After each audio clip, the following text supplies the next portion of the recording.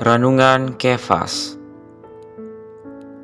Senin 30 Januari 2023. Pentingnya mengaku dosa-dosa kita. 1 Timotius 1 ayatnya yang kelima berbunyi, tujuan nasihat itu ialah kasih yang timbul dari hati yang suci, dari hati nurani yang murni, dan dari iman yang tulus ikhlas. Jika kita lagi dan lagi menghampiri Tuhan, Dia akan bercahaya di atas kita, menyoroti kita. Dia akan membawa kita ke dalam terang. Dia akan menyikapkan kita hingga tuntas.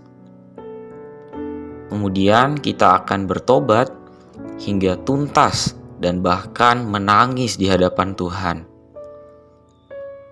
Kita akan memberitahu Tuhan, Tuhan, aku demikian kotor dan penuh dosa. Aku ini busuk dan rusak.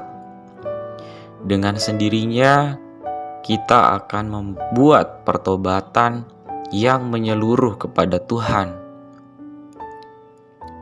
Pertobatan yang menyeluruh dan pengakuan dosa yang menyeluruh ini akan membawa kita ke dalam persekutuan yang intim dengan Tuhan.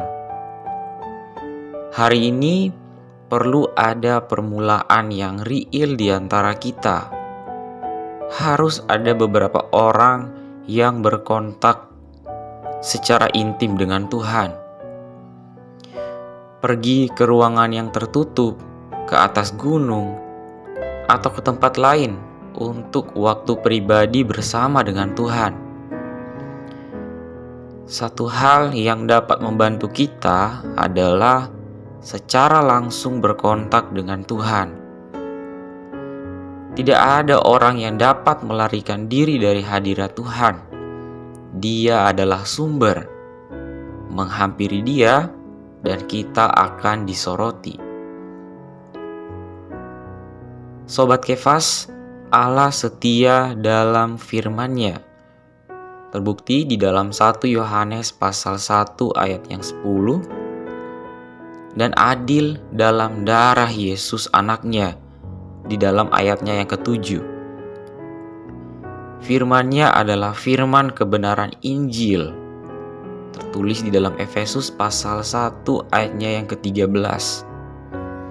Dan ini memberitahu kita bahwa Ia akan mengampuni dosa-dosa kita karena Kristus. Kisah Para Rasul pasal 10 ayat 43. Dan darah Kristus telah memuaskan tuntutan keadilan Allah agar Dia dapat mengampuni dosa-dosa kita. Di dalam Matius pasal 26 ayat 28. Jika kita mengaku dosa kita, Dia akan mengampuni kita berdasarkan firman-Nya dan penebusan darah Yesus. Karena Dia harus setia kepada firman-Nya dan adil dalam darah Yesus. Kalau tidak, Dia akan menjadi tidak setia dan tidak adil. Untuk mendapatkan pengampunan-Nya, kita perlu mengaku dosa kita. Pengampunan Allah semacam ini yang diperuntukkan pemulihan Tuhan dan persekutuan kita dengan Dia. Ada syaratnya, yaitu tergantung pada pengakuan kita.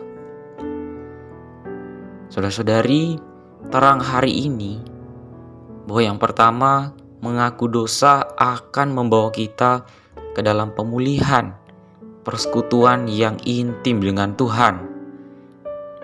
Kedua, mengaku dosa-dosa adalah permulaan pelaksanaan kelompok vital. Yang ketiga, pengakuan dosa-dosa adalah dasar melayani Tuhan. Kiranya doa hari ini kita berdoa agar Tuhan Oh, aku demikian kotor dan penuh dengan dosa. Aku perlu dirimu, Tuhan. Aku perlu persekutuan yang intim denganmu. Amin.